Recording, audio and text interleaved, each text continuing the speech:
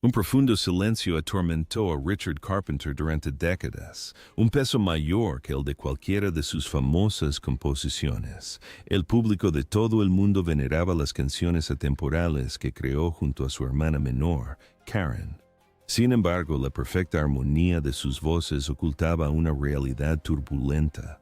Aunque Karen poseía una voz prodigiosa capaz de conmover a millones, su vida personal se deterioró, devastando finalmente a sus seres queridos. Desde el punto de vista más íntimo se encontraba Richard, su hermano, colaborador y finalmente su superviviente. Reflexionando sobre el pasado, ha revelado secretos guardados que alteran radicalmente nuestra percepción del legado de los Carpenters y su trágico final. Las raíces de este dolor se remontan a las sombras de la infancia y las divisiones familiares. El 2 de marzo de 1950, Karen Carpenter nació en el Hospital Grace New Haven de Connecticut. Su hermano mayor, Richard, nacido en 1946, ya era considerado el niño prodigio de la familia. Con oído absoluto desde los 4 años, Richard empezó a componer música antes de cumplir los 5. Agnes, su madre, documentaba meticulosamente el progreso de su hijo, presumiendo de sus habilidades ante cualquiera que quisiera escucharla. Karen recibía una atención radicalmente distinta, a menudo menospreciada como una niña que simplemente hacía ruido con los utensilios de cocina. Esta flagrante desigualdad sembró la semilla de la búsqueda constante y desesperada de Karen por obtener la aprobación de su madre. Harold, su padre, los mantenía con un trabajo de imprenta, aunque sus escasos ingresos apenas alcanzaban para subsistir. Para 1963, con unos $7,200 anuales, trasladó a la familia a California cuando surgió una nueva oportunidad. Vendieron su modesta propiedad en Connecticut por $12,500 y compraron una residencia en Downey por $13,500. Sin embargo, el verdadero catalizador de esta migración fue Richard. Agnes estaba convencida de que Los Ángeles sería el trampolín ideal para el estrellato musical de su hijo. En cartas a sus familiares, detallaba con entusiasmo el prometedor futuro de Richard, omitiendo notablemente a Karen. Desarraigada a los 13 años, Karen encontró la transición difícil. Su acento de la costa este la marginó en la escuela secundaria de Downey, exacerbando su timidez natural y haciéndola sentir completamente fuera de lugar. Llegó un momento crucial. Durante un programa de música escolar, Karen experimentó inicialmente con el glockenspiel. Cuando el baterista de la banda de música renunció, pidió ocupar su lugar. El instructor reconoció rápidamente su innata destreza rítmica. Ritmos que normalmente requerían meses de práctica, Karen los dominaba en semanas. Antes de que terminara el año, ya interpretaba sin esfuerzo piezas complejas como Caravana y Malagueña. A pesar de su innegable talento, Agnes seguía sin impresionarse. Richard recibió un piano Baldwin de $750 y clases particulares, mientras que Karen perfeccionaba su técnica con una batería prestada, sin ningún tipo de apoyo económico. Una demoledora entrada en su diario de instituto reflejaba esta dinámica. Mamá cree que Richard es Mozart, y yo solo soy ruido. Por el contrario, Richard consideraba su ritmo fenomenal, y pronto descubrió que su talento vocal era aún más impresionante. El ascenso de los Carpenters había comenzado. En 1965, Richard, de 19 años, componía arreglos de jazz, mientras que Karen, de 15, acaparaba todas las miradas tras la batería. Junto al bajista Wes Jacobs, formaron el Richard Carpenter Trio, que se alzó con el primer puesto en el concurso de bandas del Hollywood Bowl de 1966 con la composición original de Richard, Iced Tea. Esto les aseguró tiempo en los estudios RCA, pero su estilo jazzístico no logró calar en la era del rock, lo que llevó a la disolución del trío. Todo cambió cuando Karen cantó con naturalidad I'll Be Seeing You.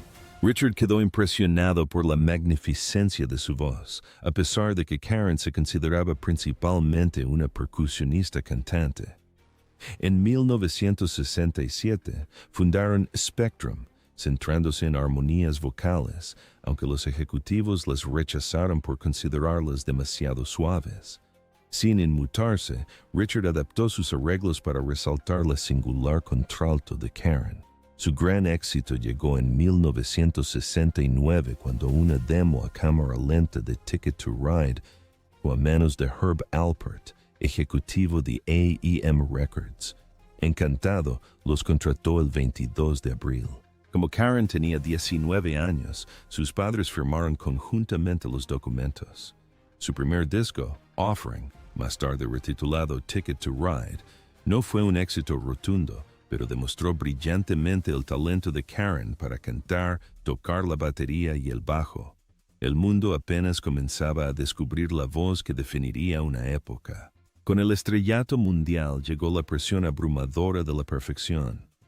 Su punto de inflexión monumental se produjo el 25 de julio de 1970 con They Long to Be Close to You. En cuestión de semanas, se disparó al número 1 de la lista Billboard Hot 100, donde se mantuvo durante 4 semanas consecutivas. Los hermanos se convirtieron instantáneamente en íconos internacionales. Su siguiente álbum, Close to You, alcanzó el número 2 en Estados Unidos y el número 1 en Canadá. Con tan solo 20 años, Karen poseía una de las voces más reconocibles de Estados Unidos. Meses después, lanzaron We've Only Just Begun, originalmente compuesta por Paul Williams y Roger Nichols para un anuncio bancario. Al reconocer su genialidad, Richard convenció a Williams de ampliarla. Lanzada en agosto de 1970, alcanzó el número 2 en la lista Hot 100 y dominó las listas de música contemporánea para adultos durante 7 semanas. El tema se convirtió en un himno social y muchas parejas lo elegían para sus bodas. En tan solo un año, los hermanos consiguieron lo que otros anhelan durante toda una vida: éxitos número 1, estadios abarrotados y premios Grammy, incluido el de Mejor Artista Revelación en 1971. Sin embargo, las cosas se estaban complicando. La introvertida Karen encontraba consuelo tras su batería Ludwig. Oculta por los platillos, se sentía segura, pero el público exigía una visión clara de la vocalista. Los críticos reprocharon la falta de un elemento visual central, lo que llevó a la gerencia a apartar a Karen de la batería.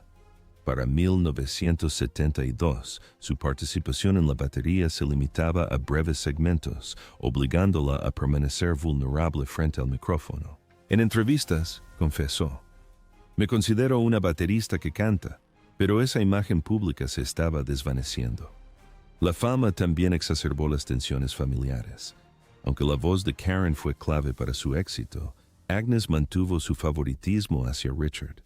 Elogiaba con entusiasmo sus brillantes arreglos, mientras que minimizaba las contribuciones de su hija. A la presión se sumaba el perfeccionismo extremo de Richard.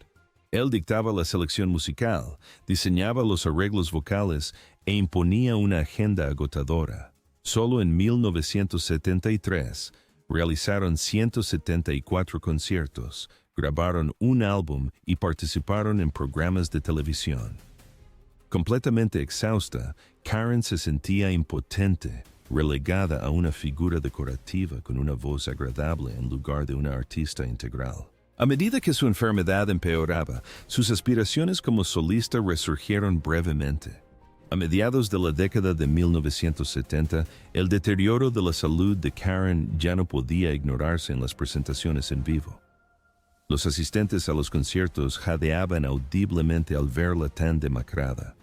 En 1975, el dúo canceló abruptamente una extensa gira europea. Si bien la explicación oficial adujo fatiga, los miembros de su círculo íntimo sabían que le faltaba la fuerza física para actuar. Con un peso de apenas 41 kilos, mantenerse en pie durante un concierto era una lucha constante. Los tabloides especularon sobre un posible cáncer, ya que la anorexia nerviosa era una enfermedad poco reconocida, envuelta en la ignorancia y el estigma. A pesar de su deterioro físico, los elogios a su talento persistieron.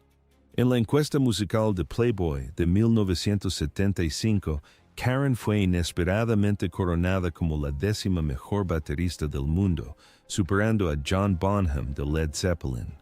Indignado, Bonham supuestamente ridiculizó el resultado. Sin embargo, representó un triunfo monumental para las mujeres músicas. Una mujer sistemáticamente apartada de la batería seguía siendo celebrada en un ámbito dominado por hombres. Karen bromeó con humildad. Espero que no esté muy molesto. Me encanta Led Zeppelin. Internamente le galasita. El galardón le sirvió como un amargo recordatorio de la libertad perdida para tocar su instrumento favorito. Lejos de los focos, la tóxica dinámica familiar intensificó su dolor. Cuando buscó ayuda profesional a principios de la década de 1980, el terapeuta Stephen Levenkron pidió a sus padres que asistieran a una sesión. Richard logró expresar su amor por su hermana. Sin embargo, cuando llegó el momento de que Agnes le ofreciera la validación que Karen anhelaba desesperadamente, permaneció en silencio, incluso con su hija visiblemente agonizando. Richard confesó más tarde que este fracaso lo atormentaba. Rodeada de conflictos internos, Karen anhelaba profundamente la autonomía. Cuando Richard ingresó en rehabilitación en 1979 por una adicción a los Quaalude, Karen aprovechó el tiempo para grabar un disco en solitario. Tras mudarse a Nueva York, colaboró con Phil Ramone, conocido por producir a Paul Simon y Billy Joel. Las sesiones fueron electrizantes. Karen exploró baladas disco y melodías con influencias de jazz, ofreciendo letras sensuales que resaltaban una faceta madura de su arte. Su versión de Still Crazy After All These Years cautivó tanto a Paul Simon que modificó la letra para su interpretación. Por primera vez, Karen dictó su dirección creativa sin la supervisión de Richard. Los amigos que escucharon las canciones quedaron impresionados, calificándolas como su trabajo más seguro de sí misma. Eufórica, Karen consideró mudarse definitivamente a Nueva York para escapar de su opresiva casa en Downey. Trágicamente, presentar el disco a Richard y a los ejecutivos de A&M a principios de 1980 resultó catastrófico. Recién salido de rehabilitación, Richard percibió el proyecto como una traición. Herb Alpert lo consideró imposible de lanzar. A pesar de las excelentes críticas de la industria, el sello lo archivó. Karen fue penalizada con una factura de $400,000 por gastos de producción que se descontaron de las futuras ganancias de The Carpenters. Un matrimonio engañoso aceleró su caída en picada. Justo cuando sus sueños de soltería se desmoronaban, Karen creyó haber encontrado la felicidad romántica. En junio de 1980, conoció a Thomas James Burris, un promotor inmobiliario 9 años mayor que ella. Carismático y refinado, parecía ofrecerle la estabilidad que necesitaba. Su compromiso se anunció a los 2 meses, para sorpresa de sus amigos más cercanos. Habiendo fantaseado siempre con el matrimonio y los hijos, Karen se convenció de que Burris le brindaría la felicidad conyugal que anhelaba lejos de los focos. Se programó una lujosa boda para el 31 de agosto de 1980 en el Hotel Beverly Hills. En apariencia, todo parecía un cuento de hadas. Sin embargo, días antes de la ceremonia, Karen descubrió una verdad devastadora. Burris se había sometido a una vasectomía y no tenía intención de revertirla. Para una mujer que anhelaba tener hijos, esto era catastrófico. Buscó el apoyo de su madre, pero Agnes no se lo ofreció. Dado que las invitaciones ya se habían enviado y la reputación de la familia estaba en juego, Agnes supuestamente le dijo: «Te lo buscaste, asume las consecuencias». Sin ningún apoyo familiar, una Karen desconsolada caminó hacia el altar. La relación fracasó rápidamente. Burris no tenía una situación económica estable. De hecho, estaba ahogado en deudas. Empezó a extorsionarle a Karen con sumas exorbitantes. $35,000 aquí, $50,000 allá, mermando la fortuna que ella había acumulado a lo largo de los años grabando. En las cenas, solía usar gafas de sol oscuras para ocultar sus lágrimas. Sus amigos la recordaban llorando abiertamente, aterrorizada de volver a casa. Burris se burlaba cruelmente de su frágil físico, llamándola un saco de huesos y afirmando que era incapaz de ser amada. Este maltrato agravó gravemente su enfermedad. Para 1981, la salud de Karen estaba en caída libre. Ingería más de 90 laxantes al día, combinados con medicamentos para la tiroides obtenidos con un nombre falso para acelerar artificialmente su metabolismo. Su peso se desplomó hasta los alarmantes 35 kilos. Tras confesarle a su hermano que necesitaba ayuda, finalmente buscó tratamiento con el psicoterapeuta Stephen Levenkron en Nueva York. Allí, intentó combatir directamente su trastorno alimentario, e incluso Levenkron le confiscó los medicamentos que tomaba indebidamente. Su recuperación fue agonizantemente lenta. La inmensa presión por recuperarse rápidamente y volver a actuar la agobiaba enormemente. Buscaba desesperadamente una cura inmediata, pero no existía. En septiembre de 1982, Karen fue hospitalizada en el Hospital Lenox Hill. Los médicos le administraron nutrición intravenosa, lo que provocó que aumentara 14 kilos en varias semanas. Sin embargo, este repentino aumento de peso supuso una carga letal para su debilitado corazón. Durante las últimas semanas de su vida, Karen parecía estar mejorando. El 17 de diciembre de 1982, cantó villancicos para sus ahijados y sus compañeros de clase en la escuela Buckley en Sherman Oaks. Sería su última actuación. El 11 de enero de 1983 asistió a la celebración del 25 aniversario de los premios Grammy. Amigos como John Warwick observaron que a pesar de su fragilidad, Karen irradiaba una vitalidad inusual. Riendo y sonriendo, incluso bromeó. «Mírenme, tengo un trasero», ofreció un rayo de esperanza. El 1 de febrero, visitó a Richard conversando con entusiasmo sobre los planes futuros de los Carpenters y posibles giras. Trágicamente, este delicado equilibrio se rompió 3 días después. La mañana del 4 de febrero de 1983, mientras se preparaba para firmar los papeles del divorcio en la residencia de sus padres en Downey, Karen se desplomó dentro de un vestidor. Los paramédicos descubrieron que su corazón latía solo 6 veces por minuto. Trasladada de urgencia al hospital comunitario de Downey, fue declarada muerta a las 9:51 de la mañana. Tenía tan solo 32 años. El funeral, celebrado el 8 de febrero en la Iglesia Metodista Unida de Downey, congregó a casi 1,000 personas, entre ellas Olivia Newton-John, Petula Clark y Dionne Warwick. Su esposo, Thomas Burris, del que estaba separada, dejó caer su anillo de bodas en el ataúd. Karen fue enterrada en el cementerio Forest Lawn Memorial Park en Cypress, California, y posteriormente sus restos fueron trasladados junto a los de sus padres en Westlake Village. La autopsia confirmó la terrible realidad. Murió de insuficiencia cardíaca provocada por cardiotoxicidad de la emetina, resultado de años de anorexia y abuso de ipecacuana. Para Richard, la pérdida fue absolutamente devastadora. La había apoyado fielmente desde su primer ensayo hasta su última conversación. En entrevistas posteriores, confesó haber reconocido las señales de alerta, pero sentirse completamente impotente para detenerlas. Recordó con dolor la sesión de terapia en la que expresó su amor, en contraste con el silencio de su madre. También rememoró cómo Karen lo impulsó a superar su adicción, incluso mientras negaba con vehemencia sus propios hábitos autodestructivos. Navegar por la vida sin ella, expresó, se sentía como perder una parte de su propia alma. Sin embargo, Richard dedicó su vida a salvaguardar su legado.